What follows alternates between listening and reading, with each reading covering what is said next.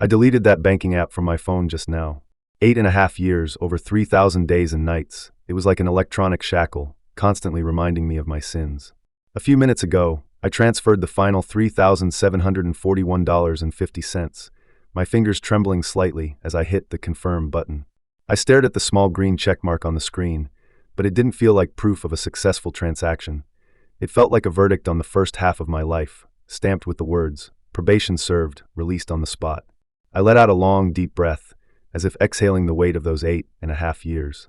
Then I tossed the phone onto the couch, where it sank into the soft, worn-out cushions, the screen going dark, silent like a small black tombstone, bearing a past too painful to revisit.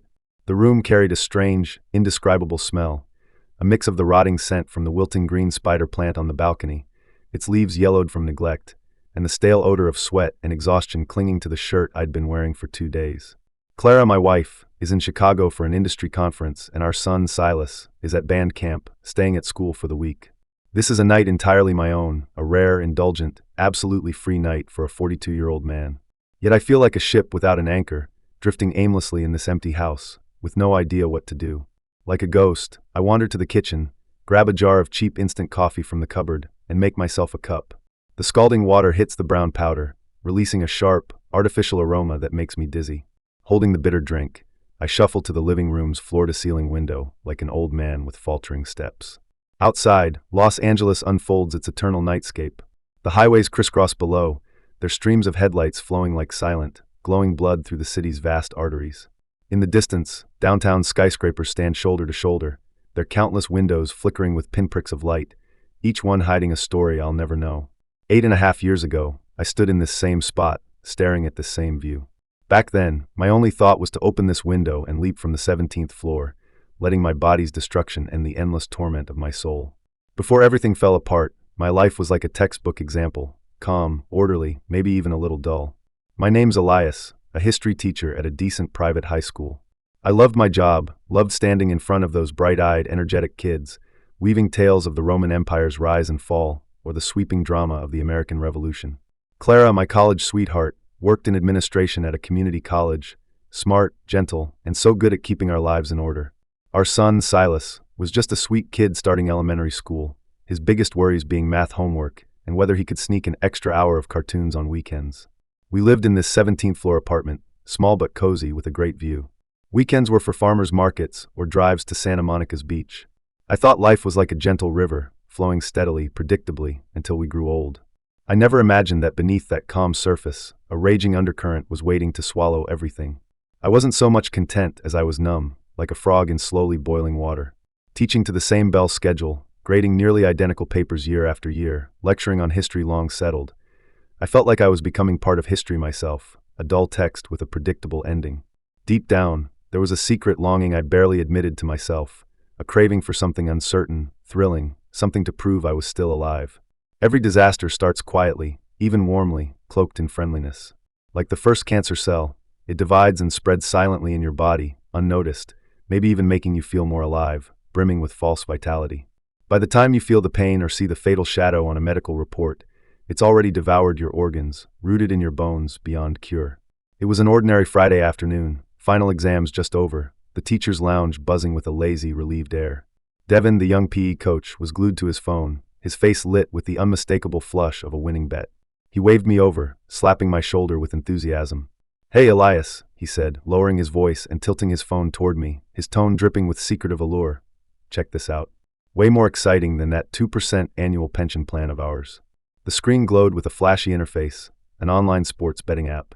Odds for various games flickered rapidly, accompanied by the fake, seductive jingle of coins.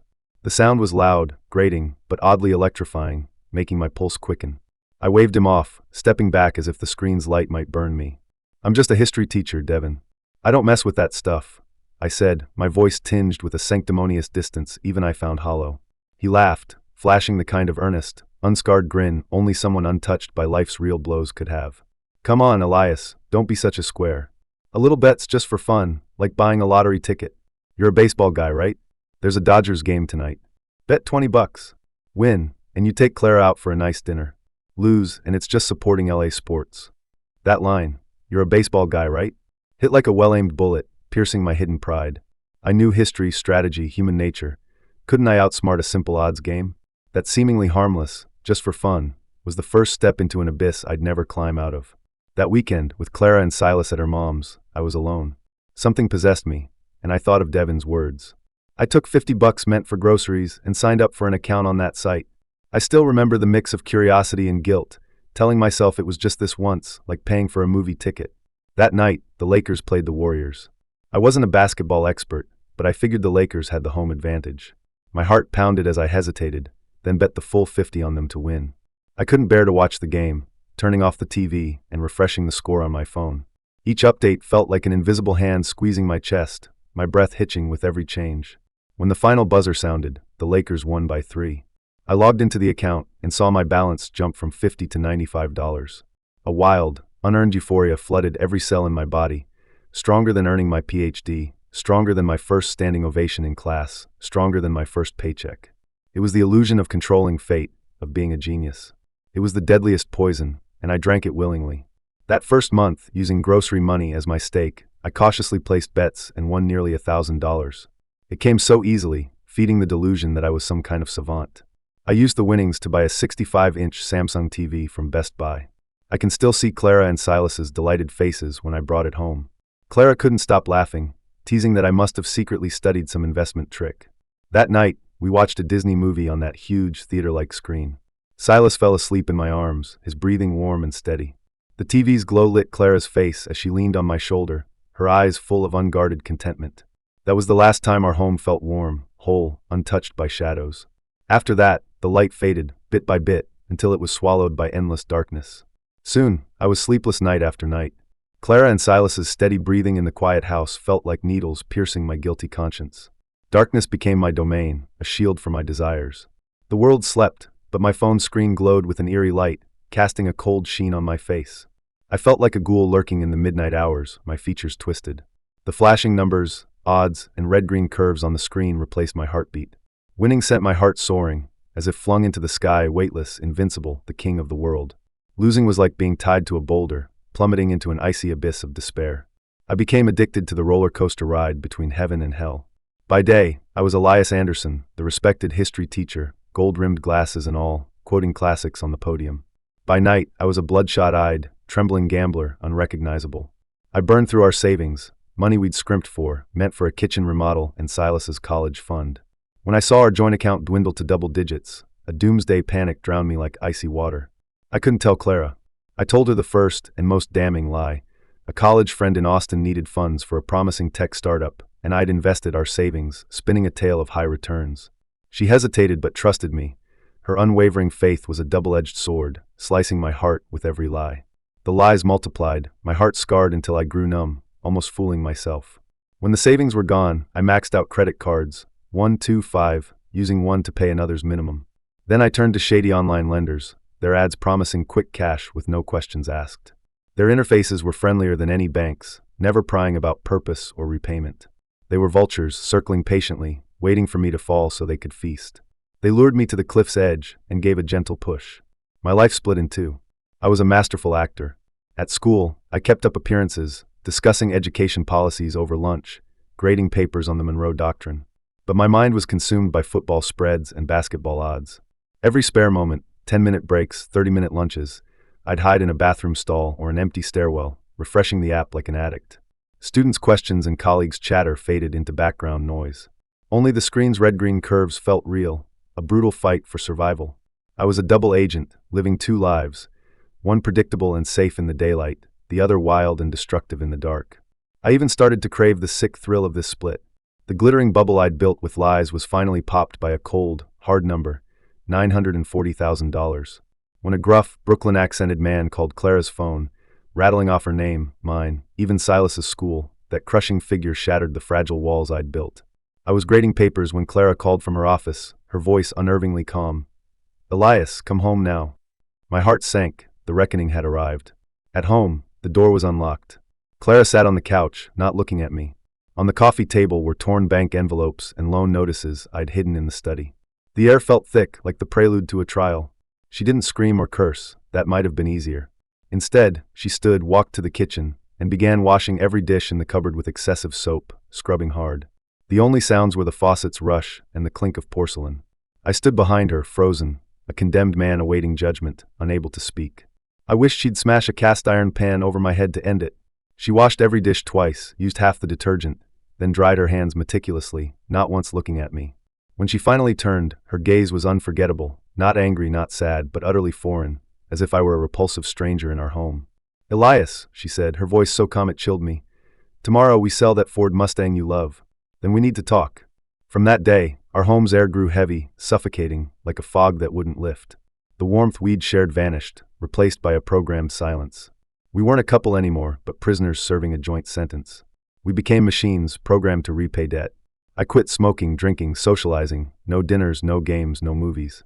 I took every evening tutoring slot at school and picked up 3 private tutoring gigs for wealthy Beverly Hills kids studying U.S. history. My life was carved into minute-by-minute blocks, a spinning top whipped into motion. Chalk dust settled on my hair, my shoulders, my soul like snow. Driving home late, glimpsing my haggard face in the rearview mirror, I felt like a lifeless statue, gray and crumbling. Clara quit her cushy community college job for a night shift stalker position at a 24-hour Walmart, citing better pay and flexibility for Silas. Her hands, once soft and nimble knitting sweaters or making dumplings, became scarred and calloused from moving heavy boxes. Some nights, I'd come home from tutoring to find her asleep on a stool, her swollen feet soaking in a cold plastic basin. My heart broke, but sorry felt too weak, too meaningless against the mountain we carried. Our communication dwindled to nothing, replaced by bills, the only language between us. On the 25th of each month, our salaries flowed into our joint account, only to be siphoned off within hours by Clara's meticulous Excel spreadsheet, split into streams feeding relentless creditors and banks. Our lives were ruled by that digital ledger, every dollar destined for its grim fate. What haunted me most was Silas's eyes, still clear as autumn lakes but now tinged with a cautious melancholy unfit for his age. He sensed the shift but never asked. His quiet maturity was a sharper blade, cutting my already battered heart. One winter, his school held a sports day. He hesitated before handing me a crumpled flyer, whispering, "Dad, everyone in my class has new Nike Jordans. I want a pair too." My throat tightened, words failing me. I looked into his hopeful eyes, feeling like the world's most shameful father. Clara, overhearing from the kitchen, walked over, knelt down, and gently touched his head. Her voice was steady. "Silas, those shoes Dad got you last year still fit, don't they? Shoes are for running, not comparing. Win first place at the meet, and Mom will get you the newest pair, okay?" Silas, sensitive and perceptive, nodded quietly, saying no more. That night, I stood on the balcony in LA's biting winter wind, shivering but tearless. My tears had dried up in those gambling nights. The void carved by my addiction grew wider in that cold. I'd lost more than money or credit. I was a shameless gambler, a lying fraud, a father who stole his son's childhood joy, a husband who burdened his wife with undeserved pain. 8.5 years. Over 3,000 days and nights passed in silence and exhaustion, like a long, feverish illness. The world was gray, food tasteless, sounds grating, the only goal to survive and clear the debt. Today, the fever broke. I downed the cold, bitter instant coffee, its sour tang sliding into my empty stomach. I picked up my phone, hesitating over Clara's number, my finger hovering over the call button. But I hung up. What could I say? "Honey, I paid it all off." Those words were too light, too frail to bear the crushing weight of these years. They couldn't erase the premature lines on Clara's face from sleepless nights and worry, or buy back the sneakers Silas longed for but never got. They couldn't restore the sunny, laughter-filled weekends or the cozy nights we'd lost. I sank into our old gray IKEA couch, bought when we married. Its springs were shot, sagging under my weight, enveloping me in a tired, worn-out embrace. Just like my life once was, sunk in a quagmire, unable to break free.